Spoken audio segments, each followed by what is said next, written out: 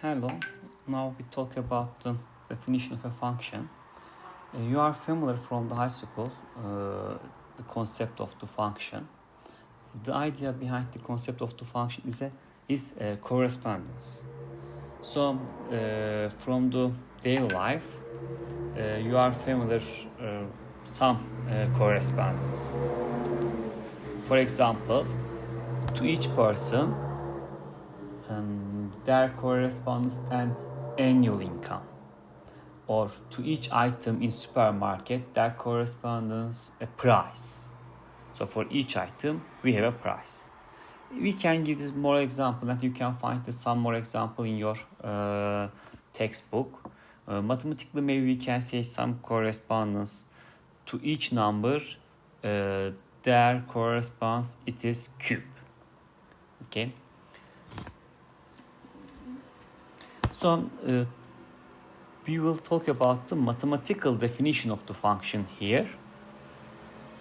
One of the most important phenomena aspect of any science is the establishment of the correspondence among the various type of phenomena. Okay, so this is the important, very important. If you put this relation, this correspondence, easily you can find the answer of your questions. Once a correspondence is known, prediction can be made, in other words. Okay, a cost analysis, for example, a cost analysis would like to predict cost for various level of output in a manufacturing process. A medical researcher would like to know the correspondence between heart disease and obesity. If another example, if psychologist would like to predict the level of the performance after a subject has repeated a task a given number of times, and so on. So we can give the several correspondence in the different areas. What do all of these examples have in common? Each describes the matching of elements from one set with the elements in second set. So mathematically, we can give a definition now. For example, we can say that cube of the some numbers. Okay, so actually that set will be defined as a domain. The domain is the set where our elements taken from in this set. Okay, so for example, -3. So this is the number. Okay, let's write this is the integer but real number. Okay, let's say this is real number. Let's say number. So the domain is numbers, and the range, this is the value of the rule. For example, the domain is not number. For example, the domain is item in the supermarket, so the range is price, for example. Okay, but here from the numbers to the cube of the it is number, I will describe the correspondence. Okay, so that is cube. Okay, let's write some value. For example, -3 is number, cube is -27. -2 is number, cube is -8. Or -1/2 is number, so -1/8 is the cube of this value. For example, 0, so 0 is the cube of the 0. For positive values, for example, 1, the cube of the 1 is 1. Okay, so the cube of the, let's say, 3/2, which is 27/8. Okay, so this is our rule, cube. So each number can be correspondent to the cube of its value. So this is the function. Okay, we have a notation for the function. We denote this situation as the following way. X represent our independent variable, our unknown. So we denote by the f of x. So f of x goes to x cube because we take the cube. So we multiply 3 times itself, x cube. So this is the function notation, okay? We can give several examples. Let's give another example. For example, square, okay? So again, the domain is numbers, but the range is again number, but the square, okay? Again, these are numbers. There is no problem. So this is number. So range is square of the number. Okay, so again, this is number. There is no problem. So for example, minus 2, let's write some easy example. Minus 2 goes to 4. Minus 1 goes to 1. 1 square is 1. 0 goes to 0. So minus 2 goes 4. Minus 1 goes 1. 0 goes 1. 2 goes again 4. So we can use the same number 4. So 2 goes 4. And 3 or 1. Okay, first of all, let's write the 1. Keep the order. 1 goes 1. So here 1 goes 1. 1 goes 1. And 2 goes 2. Sorry. So 2 goes 4. So this is again a function. How we can denote this function? F of x equals x squared. You are familiar from the high school these concepts. So mathematically we can give the definition as the following way. A function, this is definition of the function. A function is a correspondence, or you can consider as a rule between two sets. In the previous examples, two sets are real numbers, okay? Of elements such that to each element in the first set, and there is a correspondence that corresponds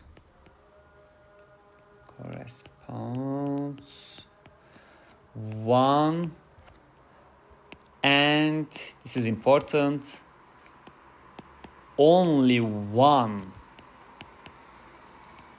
element. So one element in the first set cannot correspond to different elements, okay, to the two different elements. So one and only one element in the second set. The first set is called a domain, and the second set is called the range. Okay. So in this case, this example, cube and the square are functions. Okay. So let's give the example which is not a function. For example, square root. So this is the, okay, let's write here domain, range. So again, this is number, and the range is square root. So 0 goes to 0. There is no problem. 0 goes exactly 1 point. Exactly, that's correct, okay? But since square root is a converse of the square function, for the square function, both -1 and 1 corresponds to the 1. So here 1 corresponds to the -1 and 1. So here 1 goes to 1 and -1. Okay, 1 goes to 1 and -1. So because of this reason, 1 does not correspond one and only one element. 1 corresponds to 1 and -1, two different elements. So this is not a function, okay? So f of x is square root is not a function. With some restriction, if you restrict your domain in the positive real numbers, there is no problem, okay?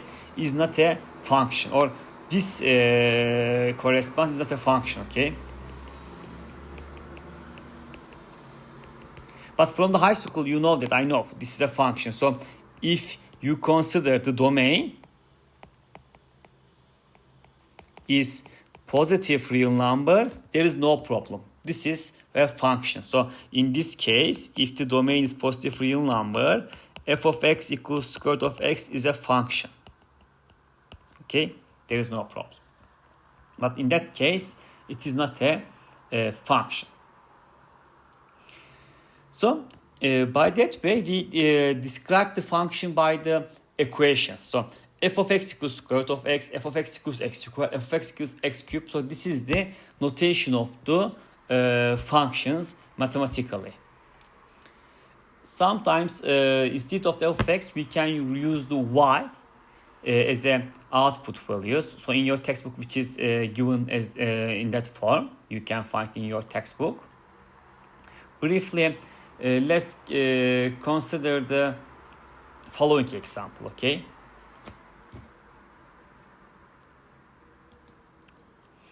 So most of the function in your textbook will have domain and the range that are infinite sets in general of the real numbers, okay?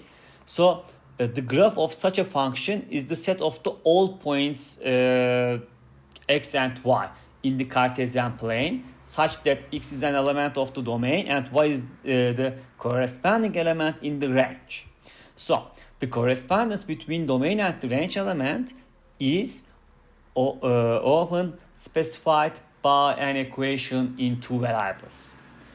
So y will represent our function value, f of x value. So okay, consider for example the equation for the area of the rectangle.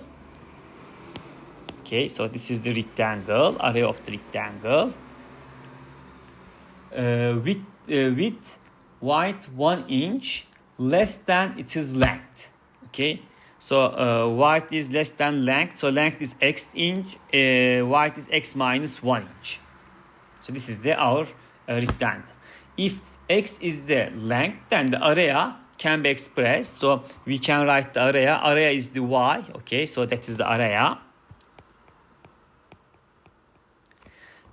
Area equals x times x minus 1. You can consider this f of x function. So y equals x times x minus 1 is the area of this rectangle. Sorry, yes, this rectangle. But here we have some restriction. What's our restriction? Since x minus 1 is a length, so this have to be positive. So x bigger than 1. Here also this is length x bigger than 0, which is positive. But x bigger than 1 is guaranteed to be this is bigger than 0. So here this function or this equation defined when x bigger than equals 1. X bigger than equals 1. Okay. So in the future we can discuss the graph of this function or this equation. Easily you can calculate the sum values here. Okay. For example, let's give some small example quickly. For x equals 4, what is the y value? Y is 4 times 4 minus 1. So this is 4 times 3, which is 12.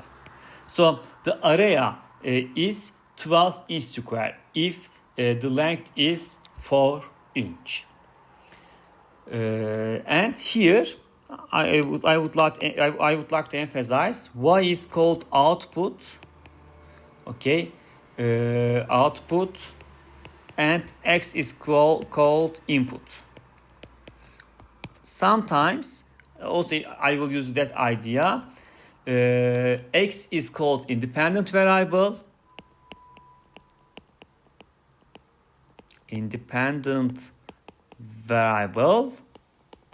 And y is called dependent variable, because for the given value of the x we calculate the y, so y depends on the x, independent variable. Dependent variable y is okay. So briefly I can give the following definition to you. Also you can find in your textbook. Okay, let's write definition. If an equation in two variables, okay, let's write, if in an equation in two variables we get exactly one output.